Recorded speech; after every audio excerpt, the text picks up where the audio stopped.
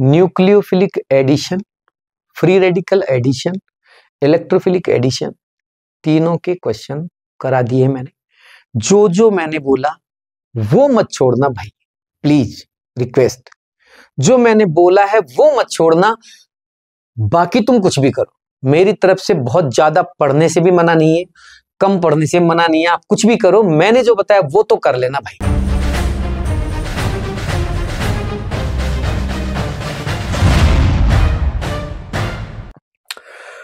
देखो, मैंने electrophilic addition reaction mechanism के बारे में आपको बता दिया पिछली वीडियो में। न्यूक्लियोफिलिक एडिशन के बारे में बताऊंगा मैं, फ्री रेडिकल एडिशन के बारे में मैं नहीं बता रहा इतना, क्योंकि मैंने आपको बताया था कि मैं कम टाइम है तो बहुत ज्यादा अपन उन चीजों को नहीं पढ़ेंगे जिसका मुझे नहीं लग रहा कि इस बार आएगा। तो मुझे न्यूक्लियोफिलिक एडिशन आपको समझाना है। बस फ्री रेडिकल मैकेनिज्म में आप थोड़ा सा छोटी मोटी बातें सुन लीजिए कि पहला अटैक इसके अंदर एक फ्री रेडिकल मैकेनिज्म में पहला अटैक एक फ्री रेडिकल का होता है, इंटरमीडिएट भी एक फ्री रेडिकल बनता है, AMKR यानी कि एंटी मार्कोनिकोव रूल लगता है, खराश का रूल भी कहते हैं उसे। खराश एक साइंटिस्ट था जो कि मार्कोनिकोव का ही एक स्टूडेंट था, इसलिए इसको खराश इफेक्ट के नाम से भी जाना जाता है। खराश ने ही इस रूल को दिया था, लेकिन इस रूल को देने के बाद उसने अपने गुरुजी के नाम पे उसका नाम एंटी मार्कोनिकोव रूल रख दिया, क्योंकि वो मार्कोनिकोव यानी अपने गुरुजी के रूल से उल्टा चलता था। साथ में उसने बोला कि ये रूल जो है किसी न किसी ऑर्गेनिक पेरोक्साइड सनलाइट की प्रेजेंस में ही होगा, तो इसलिए इसका नाम उसने पेरोक्साइड इफेक्ट भी रखा। रिएक्शन में एल्कीन और एल्काइन एसिमेट्रिक होनी चाहिए, उस पे फ्री रेडिकल का अटैक होता है तो negative part attach on more hydrogen containing carbon. जैसे कि मार्कोनिकोव ने बोला था कि लेस हाइड्रोजन कंटेनिंग कार्बन पे नेगेटिव पार्ट जुड़ता है, एंटी मार्कोनिकोव रूल में खराश ने बोला कि मोर हाइड्रोजन वाले, ज्यादा हाइड्रोजन वाले कार्बन पे जुड़ता है कौन, नेगेटिव पार्ट। ये इसका रीजन था। HCl, HBr, HI और HF के बारे में मैंने आपको पहले भी बताया था कि HBr ही इसमें जनरली हैलोजन एसिड्स के अंदर जो है HBr ही फ्री रेडिकल एडिशन करता है। HF, HI और HCl में ये पॉसिबल नहीं होता। अगर मान लीजिए HCl दे भी दिया जाए, आपको कोई एल्कीन दे दी और HCl दे दिया और पेरोक्साइड भी दे दिया, पेरोक्साइड की प्रेजेंस दे दी, मान लो आपको एक एल्कीन दे दी CH3 CH double bond CH2 plus HCl और यहाँ पेरोक्साइड भी दे दिया और आपसे कहा जाए कि बताओ, तो भी आपको मार्कोनिकोव ही लगाना है, एंटी मार्कोनिकोव नहीं लगेगा HCl पर। और मार्कोनिकोव रूल लगा के आप अपना प्रोडक्ट मार्कोनिकोव के अकॉर्डिंग ही बनाएंगे। अगर HBr देता है R2O2 की प्रेजेंस में तो एंटी मार्कोनिकोव रूल लगाना और आपको यहां Br जोड़ना है। मेरी बात आप समझ गए होंगे मैं क्या कहना चाह रहा हूं। बस ये छोटी छोटी बातें मुझे बतानी थी, अगर आएगा तो इनमें से कुछ आएगा, बाकी ज्यादा इसमें डेप्थ में जाने की जरूरत नहीं है। मैं सीधा आपको लेके चलता हूं न्यूक्लियोफिलिक एडिशन मैकेनिज्म की ओर।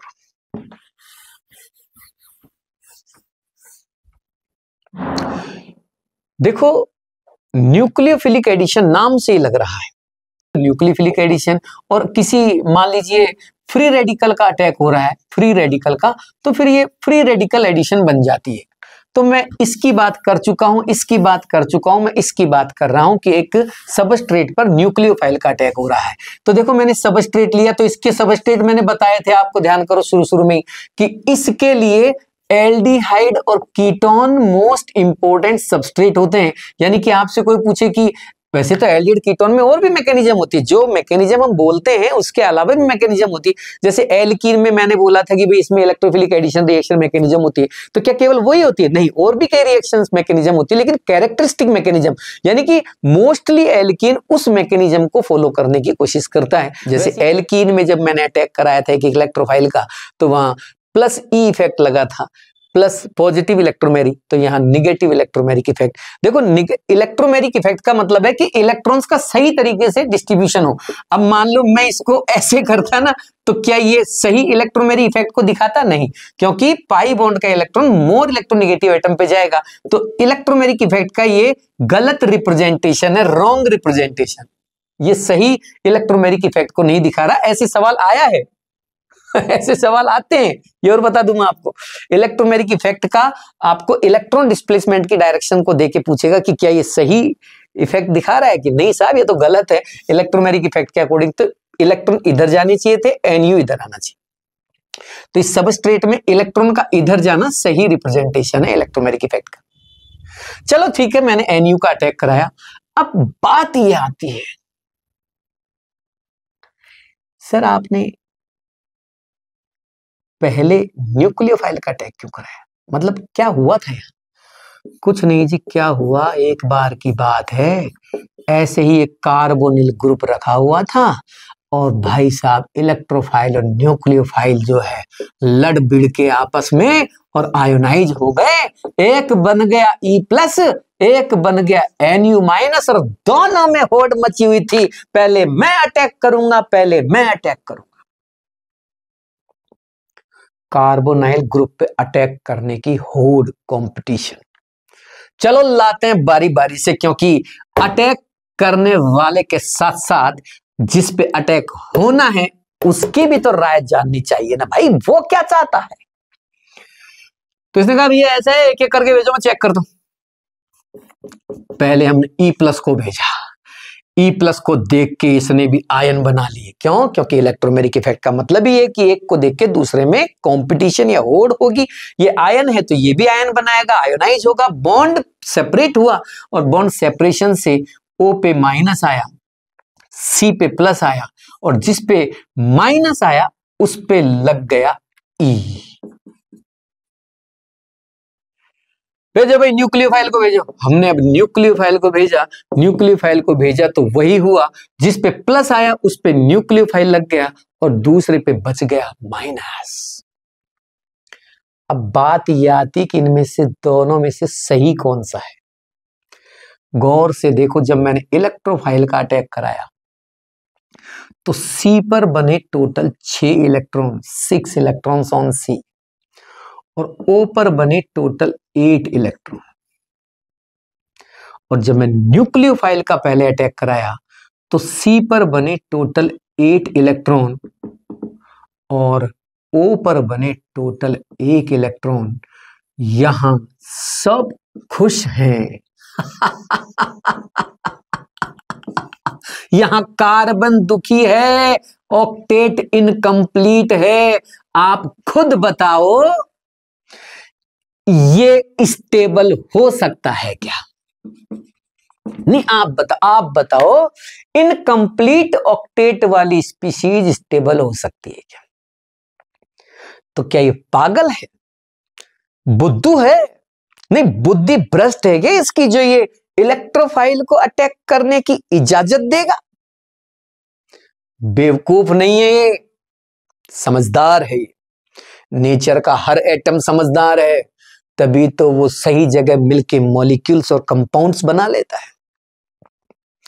ये भी अटैक नहीं कर पाएगा, सबस्ट्रेट मना कर देगा कि भैया पहले मेरे पास न्यूक्लियोफाइल आना चाहिए। और यही रीजन है कि इस पे पहला अटैक इलेक्ट्रोफाइल का नहीं न्यूक्लियोफाइल का होता है, और इसी वजह से इस रिएक्शन का नाम पड़ता है न्यूक्लियोफिलिक एडिशनल मैकेनिज्म। का समझे? कुछ समझे बेटा? सर पूछेगा क्या? कुछ नहीं, देखो छोटी मोटी बात पूछेगा। पहली बात कि बताना भैया इस रिएक्शन का इंटरमीडिएट क्या है, तो आप बोलना anion, anion, anion. भैया ध्यान रखना कहीं गलती से वहां कार्बन आयन को टिक मत कर देना। ओ भैया ध्यान रखना, वहां कहीं जल्दबाजी में रहो और आप कार्बन आयन, वहां पहला ऑप्शन कार्बन आयन मिलने वाला है।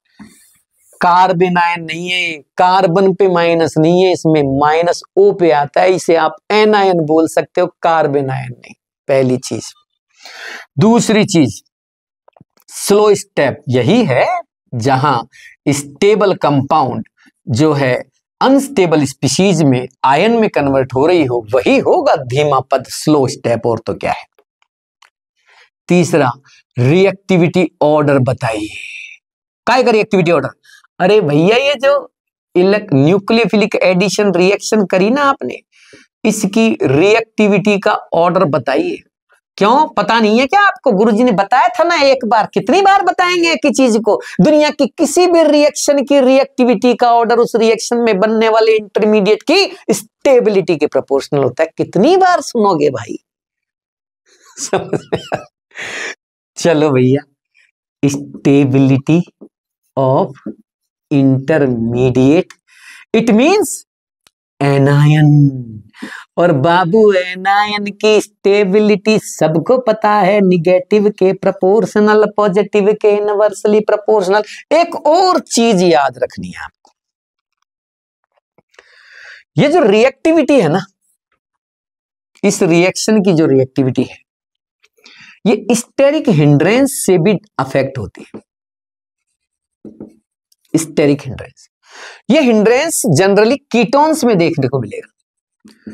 कीटोन्स में हिंड्रेंस होता है, क्योंकि कीटोन में क्या होता है, कीटोन में ये होता है, और एल्डिहाइड में क्या होता है, एल्डिहाइड में ये होता है। इसीलिए एल्डिहाइड की रिएक्टिविटी हमेशा कीटोन से ज्यादा ही रहती है। एल्डिहाइड की रिएक्टिविटी हमेशा कीटोन से ज्यादा रहती है। मेरा बच्चा समझ में आ रही है? मेरा बच्चा, एल्डिहाइड की रिएक्टिविटी हमेशा कीटोन से ज्यादा रहती है। क्यों? क्योंकि कीटोन में स्टेरिक हिंड्रेंस लगता है, और हिंड्रेंस की वजह से मेरे बच्चों रिएक्टिविटी थोड़ी कम हो जाती है। बाबू ध्यान रखोगे।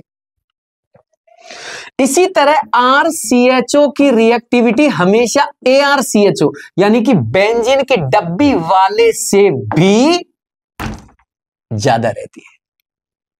अब इसका क्या रीजन है? इसका रीजन है, ये जो बेंजीन की डब्बी है ना बाबूजी, ये प्लस M होती है। समझे बेटा? ये बेंजीन की डब्बी प्लस M होती है, और प्लस M होने की वजह से रिएक्टिविटी कम हो जाती है। बना हुआ कैटायन उसका अच्छा नहीं बन पाता, कैटायन स्टेबल हो जाता है। भाई जब आप इसमें इलेक्ट्रॉन शिफ्ट करोगे, इस पे प्लस आएगा ना, तो प्लस इसके साथ रेजोनेंस करके स्टेबल हो जाएगा। तो फिर न्यूक्लियोफाइल को क्यों अट्रैक्ट करेगा? वो रिएक्शन इतनी खास नहीं हो पाएगी। ओके,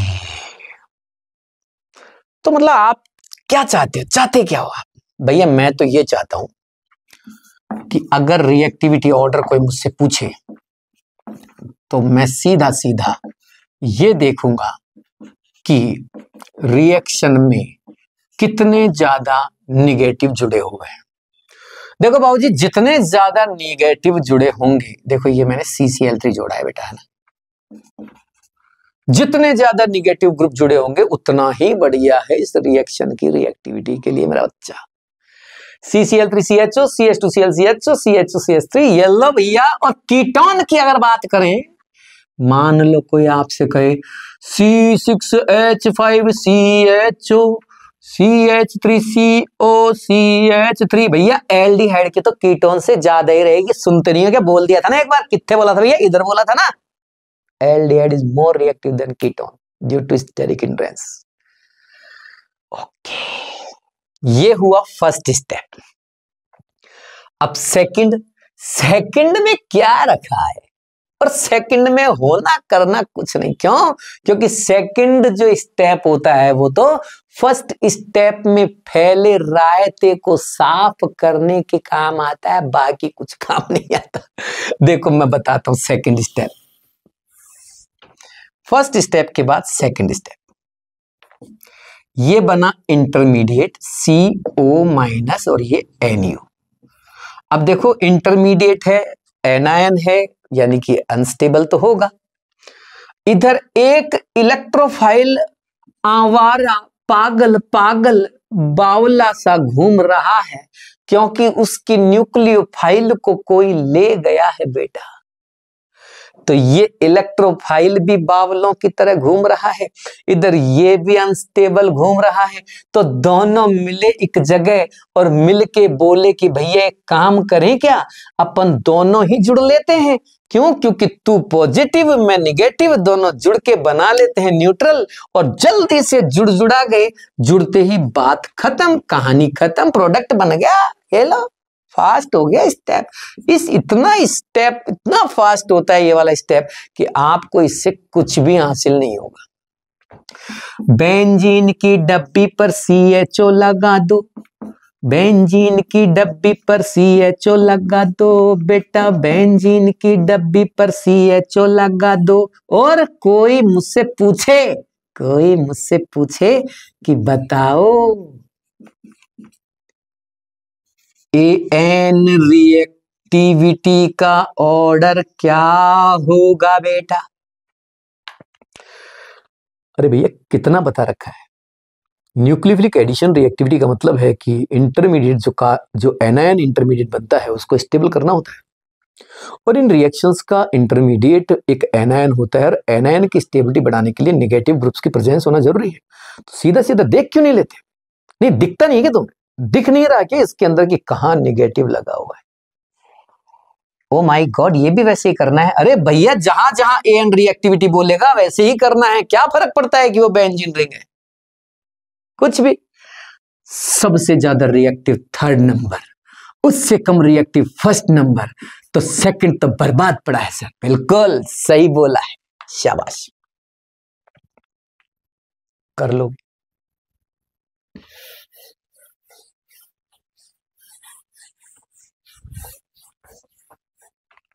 क्वेश्चन आया एक और, प्रोडक्ट बताइए, तो कभी आता है इंटरमीडिएट बताइए। भैया हेलो भैया, तुम कैसे पता लगाओगे कि ये क्या है? सीधा सा तरीका, तुम्हें ये देखना है कि आखिर रिएक्शन कर कौन रहा है। ओ माय गॉड, ये तो कार्बोनाइल कंपाउंड, चाहिए एल्डिहाइड हो चाहे कीटोन हो, कोई फर्क नहीं पड़ता। आपको सिर्फ ये देखना है कि ये है कौन। ओफो, ये तो कार्बोनाइल कंपाउंड एल्डिहाइड कीटोन है। और फिर सोचना कि यार एल्डिहाइड कीटोन तो, अरे एल्डिहाइड कीटोन तो न्यूक्लियोफिलिक एडिशन देते हैं। आ गई समझ में, आ गई समझ में। इसका मतलब आगे मेरे 4 नंबर, आगे भी आ गए, क्योंकि पहला अटैक अब ये CN माइनस करेगा। आ गए मेरे 4 नंबर, ये पहला अटैक करेगा तो भैया O पर तो जुड़ जाएगा माइनस, और C पे लग जाएगा CN। This is the intermediate. लो जी मेरे नंबर आ गए, और कोई प्रोडक्ट पूछेगा तो मैं कह दूंगा ये लो, ये लगा दिया मैंने O पे H, ये देखो H बचा था ना, H जोड़ दिया, और ये CN, this is cyanohydrin. Cyanohydrin is the product. लो भाई साहब नंबर दे दो, नंबर दे दो भैया, 4 नंबर दे दो, मेरे 4 नंबर दे दो। किसी भी क्वेश्चन को करने का मतलब ये नहीं है कि आप देखार शुरू हो गए, गलतियां हो सकती हैं। आपको पूरा सोचना पड़ेगा, क्योंकि आपको यह भी तो पता करना पड़ेगा कि आखिर जो मैं सोच रहा हूं वही ये पूछ रहा है ना। पता लगा मैं कुछ और सोच रहा हूं और बाबूजी कुछ और पूछना चाह रहे थे, और वहां यकीन मानिए 4 ऑप्शन, हर तरह का ऑप्शन आता है। एक एक चीज को सोच के ऑप्शन में डालते हैं। उन्हें पता है कि कुछ बच्चा ये गलत सोचेगा, कुछ बच्चा ये चीज गलत सोचेगा, कुछ ये सोचेगा और कुछ ये सोचेगा। उस हिसाब से 4 ऑप्शन तैयार किए जाते हैं। समझ ही नहीं रहे किसी। अरे समझ में आ रहा है कि नहीं आ रहा? कर दोगे, हो तो जाएगा ना। क्या करें इन बच्चों का।